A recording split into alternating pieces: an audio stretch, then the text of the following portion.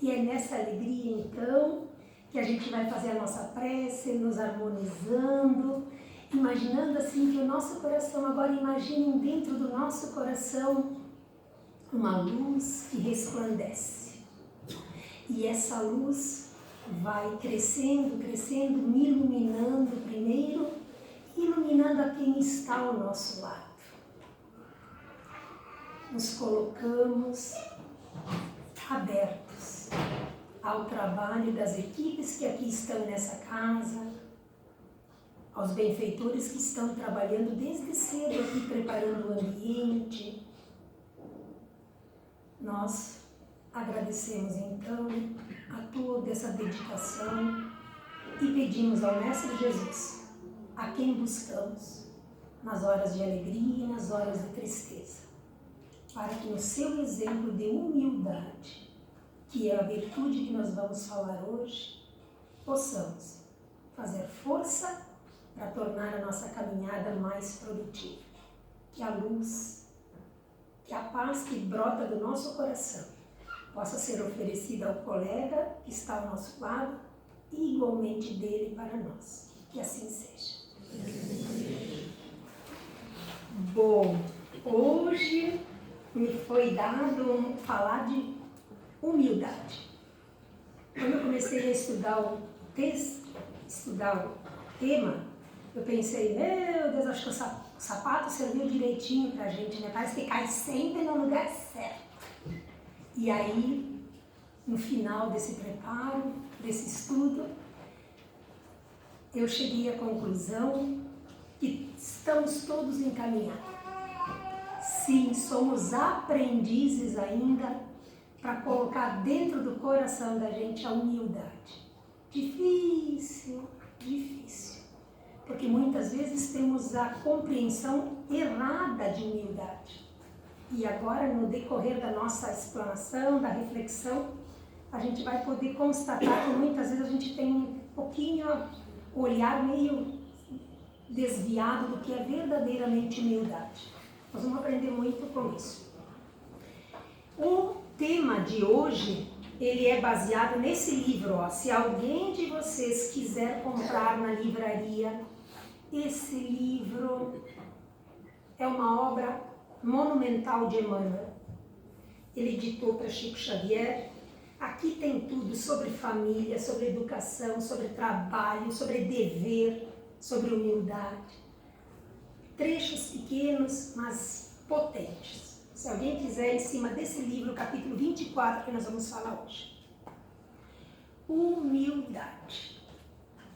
Nesse capítulo, Emmanuel vai abordar que essa virtude, a virtude da humildade, é a mãe de todas. Por que nós espíritas devemos gastar um tempinho, pelo menos, para a gente conhecer o que é humildade? Por que nós vamos entender que essa é uma das grandes virtudes que é a base de todas as outras?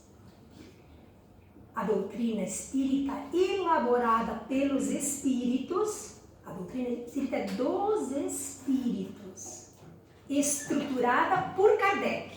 Kardec foi o que organizou. A doutrina não é de Kardec, a gente não pode ter isso errado na cabeça. Dos espíritos que ditaram e Kardec organizou. Tem a sua espinha dorsal. Onde é que é a espinha dorsal da doutrina espírita? Numa coisa chamada moral espírita. O que nos move? O que nos guia? O que nos chama a uma casa espírita? O que traz a nossa colega que hoje, nova, vem falar e conhecer sobre a doutrina espírita? Nós queremos entender o que é que dirige, qual é a espinha dorsal? Moralidade, moral espírita. O livro dos Espíritos, que é uma das obras fundamentais, são 5 obras fundamentais da doutrina espírita, nós devemos estudar. Todo bom espírita cristão, espírita e cristão, porque quem é espírita é cristão, deve conhecer o livro dos Espíritos, que Evangelho segundo o Espiritismo, 5 obras. A gente não vai se até agora, mas para vocês perceberem que nós temos as obras que fundamentam.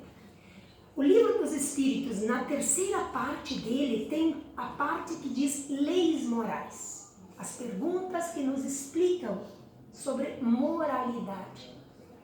E o Evangelho segundo o Espiritismo é uma compilação, é uma explicação dos Evangelhos de Jesus, explicados, detalhados, para a gente compreender o que é a doutrina espírita fundamentada no Evangelho de Jesus. Traz em suas letras que a humildade, agora a gente vai começar a falar de humildade, é uma das grandes virtudes que determinam e denotam o esteio que vai construir a estrada da evolução espiritual. Nós estamos aqui e sabedores que estamos fazendo a nossa caminhada. E se for bem feita, vamos nos elevando. Se for mal feita, vamos arrumando alguns débitos e ainda por cima vamos ficando estacionados na perfeição que todos devemos buscar.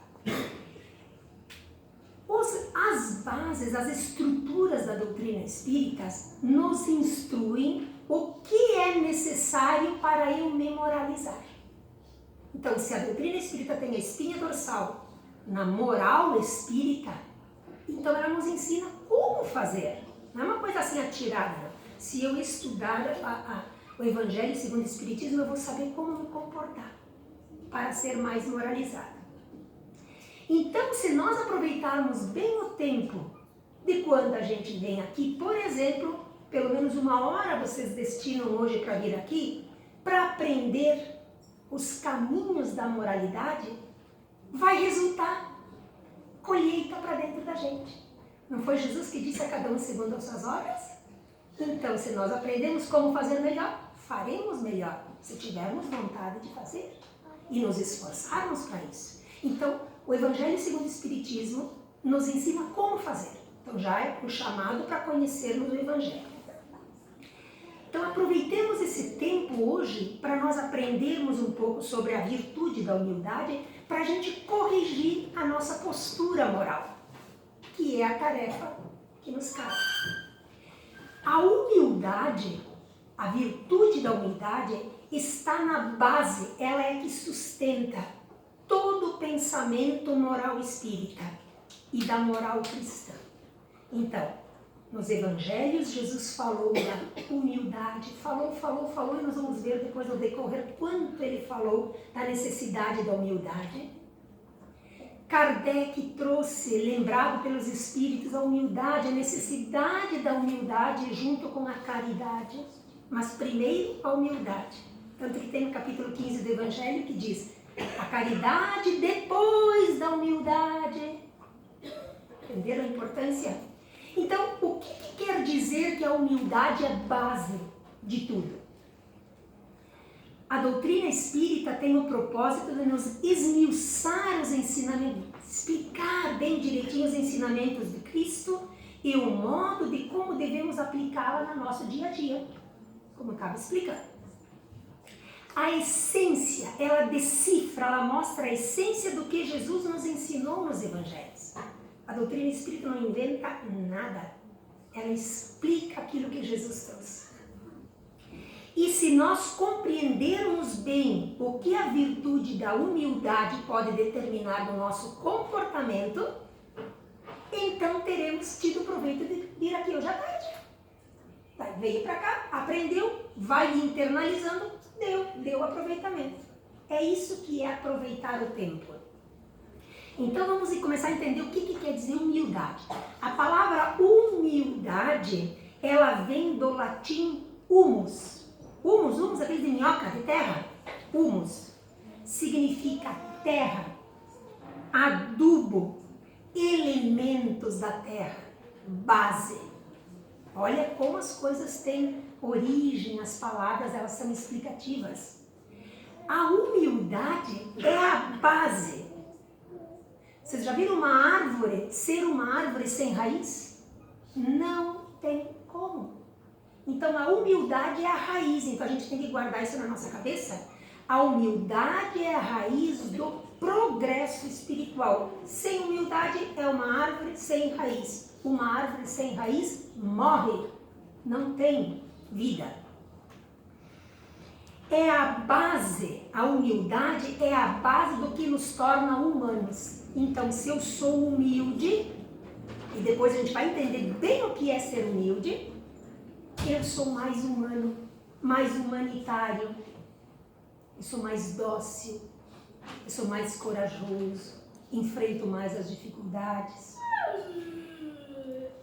Ela me ensina a ter sensibilidade com o próximo. Então, quando nós somos humildes, nós podemos desenvolver a sensibilidade do próximo, para com o próximo. E aí a gente entende mais uma passagem de Jesus que ele diz, amar o próximo como a ti mesmo. Conforme a gente vai estudando os evangelhos de Jesus, a gente vê quanto valor teve cada frase de Jesus. Jesus não veio perder tempo aqui na Terra não, gente. Jesus trouxe frases que ainda nós não as aplicamos inteiramente, porque ainda não as compreendemos bem, não as internalizamos bem. E é essa a nossa tarefa, aprender, compreender, internalizar. Se eu olhar para o meu ego, porque a gente tem, dentro da gente a gente diz que a gente tem um ego, eu sou o maioral. Se eu só olhar para o meu ego, eu não tenho olhos para os outros, porque só olho para mim. Não tenho olhos para o próximo, porque se o meu ego for grande demais, tem gente que é desse tamanho, o ego é assim, não cabe nem dentro dele. Se for grande demais, não haverá nem espaço para amizades verdadeiras. Então, uma pessoa muito egoísta não tem nem amigos verdadeiros. Porque a amizade verdadeira necessita de eu renunciar um pouco, pelo menos, o meu ego. Aí eu posso renunciar um pouco a mim e me doar. Daí eu cultivo a amizade verdadeira. Por isso Jesus diz, mais uma frase de Jesus, renuncia-te a ti mesmo e segue-me. Olha só, será que a gente já tinha parado para pensar o que é essa frase de Jesus? Eu aprendi muito montando esse texto aqui, muito. Por isso que eu falei antes, o sapatinho você deu bem direitinho para mim. Renuncia-te a ti mesmo. Quer dizer que agora eu não vou me cuidar? Não é isso. É o meu ego diminuir para dar lugar à humanidade que eu possa desenvolver para com o outro. Olhem a tarefa. Se o meu orgulho e vaidade forem espaçosos demais, não há lugar para relacionamentos. Quando é que a gente estabelece relacionamentos? Amorosos, familiares, sociais. Quando eu diminuo o meu ego e abro espaço para enxergar a presença do outro. Se eu não fizer isso, não tem quem aguente ficar perto da gente. Nós não devemos confundir o termo vaidade. A vaidade e o orgulho são as duas grandes chagas que nos atrasam na vida. Mas vamos entender bem, porque a gente pode confundir um pouco. Não vamos confundir vaidade material. Tipo assim, eu vou me arrumar, vou pintar meu cabelo, se está grisalho, vou usar um batom, vou usar uma roupa boa, vou tomar banho, Não, isso é necessidade de manter o corpo.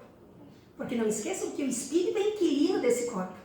Ele está dentro usando esse corpo. Então eu tenho que preparar a casa bonita. A vaidade que a doutrina espírita condena é a da ostentação, do exibicionismo e de se sentir o máximo para que o outro me perceba. Tem que notar que eu sou tal. Tu sabe com quem está falando? Meu sobrenome é tal, eu trabalho tal, eu tenho tal. Isso é a vaidade condenada. Da soberba, da prepotência. É eu querer ser o máximo para os outros. Eu explico isso para que a gente não confunda a palavra vaidade destrutiva. A vaidade pessoal, no sentido de asseio, é ótimo, a gente tem que se cuidar. Como não? Mas essa vaidade prepotente de se mostrar, essa é condenada. Humildade não é pobreza material. Então a humildade que Jesus veio pregar não tem nada a ver com o cara é humilde porque é pobre, ele tem uma casa simples, ele tem a roupa simples. Nada. Vamos virar essa página. humildade que Jesus trouxe é uma humildade engrandecedora e ela é espiritual. Nesse sentido, o humilde seria aquele que admite a realidade de suas limitações. Por esse motivo, vive mais tranquilo e satisfeito com aquilo que é. Ele não precisa mostrar, provar nada para ninguém. As pessoas precisam me notar, eu tenho que ser famoso. Nada disso. Isso é vaidade destrutiva. Então, o verdadeiro humilde é aquele que tem confiança em si mesmo, sabe das suas limitações, sabe do que tem pela frente a ser feito, e ele vive mais satisfeito com aquilo que tem do que ficar desejando aquilo que o outro tem. A humildade verdadeira não tem nada de submissão. Ai, a pessoa que é empregada de fulano de tal é humilde porque ele obedece. Não é essa humildade. Essa humildade é destrutiva, é subjugação. Por parte de quem pratica e por parte de quem a exerce. Nós estamos falando de uma outra humildade espiritual. Humildade, antes de tudo, é a forma de encarar a vida, a sua vida. Jesus referiu-se aos humildes e agora eu pretendo um dia, vou até dar sugestão, me ocorreu de dar sugestão na casa, de que a gente possa esmiuçar as bem-aventuranças de Jesus. Jesus, quando subiu ao monte, teve 10 bem-aventuranças. Moisés, lá 2000 anos atrás, teve 10 mandamentos. Jesus teve as 10 bem-aventuranças e Jesus começou com a primeira: bem-aventurados os pobres de espírito, pois é deles o reino dos céus. Mateus capítulo 5, versículo 3.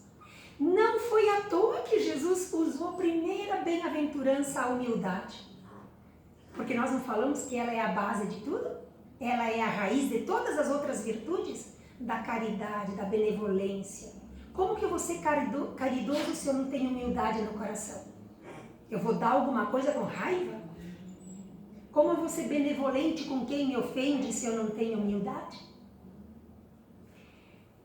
O que Jesus quis dizer? Bem-aventurados os pobres de espírito. O que é pobres de espírito? Então, toda vez que a gente ouvir essa frase, a gente vai trocar a frase pobreza de espírito, humildade de espírito, humildade de coração, por modéstia, simplicidade e pureza. Então nós vamos trocar, porque a gente tem dificuldade de entender a expressão de Jesus. Bem-aventurados os pobres de espírito. Então, para nós entendermos, bem-aventurados os puros de espírito. Bem-aventurados os simples de espíritos, os que levam uma vida mais light, mais leve. Bem-aventurados os humildes, porque deles é o reino dos céus. Não foi por acaso que Jesus proferiu essas palavras. Jesus, muito sábio, sabia de plena consciência que os humildes, os verdadeiros, puros de espírito, estão mais próximos de Deus do que os arrogantes, os egoístas. A humildade é um dos valores essenciais da alma, estimula-nos a examinar as fraquezas, enquanto o orgulho, o sentimento de amor próprio exagerado, que é o grande estorvo da elevação espiritual, o grande estorvo da elevação espiritual do homem e a razão de suas desventuras evita observá-las. Então, a humildade faz com que a gente olhe para dentro da gente e comece a entender, a nos avaliar onde eu tenho que melhorar, como faço, aonde eu faço um pouquinho por vez. Isso é humildade para dentro da gente. O orgulho e a vaidade só puxa para trás, por outro lado. Um puxa para cá e um puxa para cá. Então, é preciso antes que nós sejamos caridosos com nós mesmos, sendo humildes com as nossas fraquezas. E começar um pouquinho por vez. Ser humilde é ser corajoso durante os reveses da vida. É perseverar no combate às próprias más tendências. É a gente se olhar e começar a combater um pouquinho por vez. É vencer os obstáculos sem revolta, sem violência, perdoando-nos e perdoando a quem nos ofende, trabalhando incessantemente, servindo de modo abnegado. Isso é ser humilde, conforme Jesus ensinou. É isso a verdadeira humildade, a virtude da humildade. Pessoas humildes valorizam mais o ser e não o ter. Aí chegando à conclusão assim, mas eu tô mal na foto aqui, eu não sou muito humilde avaliando as coisas. O que eu começo a fazer então? Qual é a receita agora? Cheguei à conclusão, e essa conclusão eu também cheguei. Tô longe do negócio, vou ter que começar a trabalhar. Vamos lá. Uma pessoa humilde não se coloca acima dos outros. Então vamos começar a melhorar a maneira de nós sermos diante dos outros. Primeira tarefa. Ele procura aceitar as suas imperfeições, porque a gente tem que ser benevolente com a gente. Não vamos entrar na impressão porque a gente é imperfeito e não é humilde, não. Vamos começar a trabalhar o troço. Vamos começar a curar as feridas. Então, eu aceito as minhas imperfeições e meus limites e começo a trabalhá-las. Tarefa, né? Sabe que o seu conhecimento não pode abarcar tudo e vive num estado de simplicidade diante da vida. A gente não sabe tudo. A gente não sabe tudo. Cada um sabe um pouquinho. E se a gente se aproveita do que todo mundo sabe, a gente cresce. Uma pessoa humilde é uma pessoa mais livre porque ela precisa de menos coisas. Será que tudo que eu quero comprar, adquirir, que me tira o sono, que me bota em estresse, eu preciso de tudo? Será que toda vez que eu preciso sacrificar a mim e a outras pessoas para, seja adquirir, seja para mudar, seja para fazer qualquer coisa, eu me pergunto, eu preciso disso? Será que eu não fico mais leve quando eu percebo que eu não preciso de tanto? Essa é a questão. O humilde possui menos necessidade de demonstrar algo para os outros. Não precisa provar nada para ninguém, gente. A tarefa é individual. É a gente com a gente mesmo se olhando no espelho. O maior inimigo está dentro da gente. Não precisa provar nada para ninguém. Não veremos uma pessoa humilde contando vantagens do que possui e do que é. Não precisa ficar se vangloriando, isso destrói para o outro que ouve. Então são pequenas correções aplicáveis. Não tem nada difícil de começar a fazer. Pessoas arrogantes sempre enxergam um universo pequeno. Tem gente que nunca está contente com aquilo que tem. Mas que santo Benedito é esse que nunca está contente, não consegue enxergar? Gente, só tem olhos para enxergar hoje, ouvidos de ouvir, perninhas para vir andando aqui, já é uma benção. E a gente não se dá conta. Sabe quando é que a gente se dá conta? Quando cai numa cama que tu precisa de ajuda para alguém trocar tua fralda. Ou que alguma... Aí a gente se percebe, meu Deus, por que eu não agradeci tudo que eu tenho? Julgar-se superior não é... Não. Pessoas arrogantes sempre enxergam o universo muito pequeno. Os indivíduos soberbos não são apenas aqueles que se colocam acima dos outros, mas eles gostam de rebaixar as outras pessoas para que jamais estejam na frente dela. Então, pessoas muito soberbas rebaixam o outro para ela não passar na frente. Julgar-se superior não é suficiente para o prepotente. É necessário também depreciá-las, humilhá-las, degradá-las. O soberbo tem uma reserva assim, de tarefas incríveis para subjugar as pessoas, para desmoralizar. E se sente contente com isso. Isso deixa a pessoa infeliz. Lá na sua consciência ele não ficará feliz. O humilde, por sua vez, já não possui a necessidade de se exaltar ou de rebaixar quem quer que seja, pois está liberto por dentro. O humilde, o puro de espírito, tem liberdade espiritual dentro dele. Mesmo que ele tenha que baixar a cabeça diante das dificuldades, diante de pessoas que o rebaixem, ele tem a liberdade, ele tem a riqueza dentro dele, que é a paz da sua consciência, de dar o seu melhor, de fazer o melhor. Isso é o tesouro que ninguém nos tira. É com esse que nós vamos para o mundo espiritual. Emmanuel vai nos dizer que a humildade, a virtude da humildade, é a pré-condição para a liberdade espiritual. Então, mesmo quando nós desencarnarmos e formos para o mundo espiritual, se levarmos a virtude da humildade, nós adentraremos o mundo espiritual mais libertos espiritualmente das amarras, das algemas que nós nos colocamos. A humildade quebra as algemas, porque ela me dá confiança interior com tranquilidade. Uma vida simples é uma vida feliz, Emmanuel nos diz. A felicidade, então, tem como matéria-prima a humildade. Então, uma pessoa é feliz, mas constrói a sua felicidade quando ela vai construindo a humildade. Tem uma passagem que eu quero comentar, porque quando Jesus disse: a felicidade não é plena neste mundo, mas a felicidade começa a ser gotejada, construída em cada vivência nossa. Então nós não seremos totalmente plenos aqui, porque ainda temos muitas dificuldades a serem vencidas, mas nós temos a obrigação de construir a felicidade um pouco por vez, valorizando as coisas boas, internalizando a felicidade, e a porta de entrada dela é a virtude da humildade, a pureza do espírito, a simplicidade. Então sejam simples, não precisa ser complexo, fazer um mundo difícil.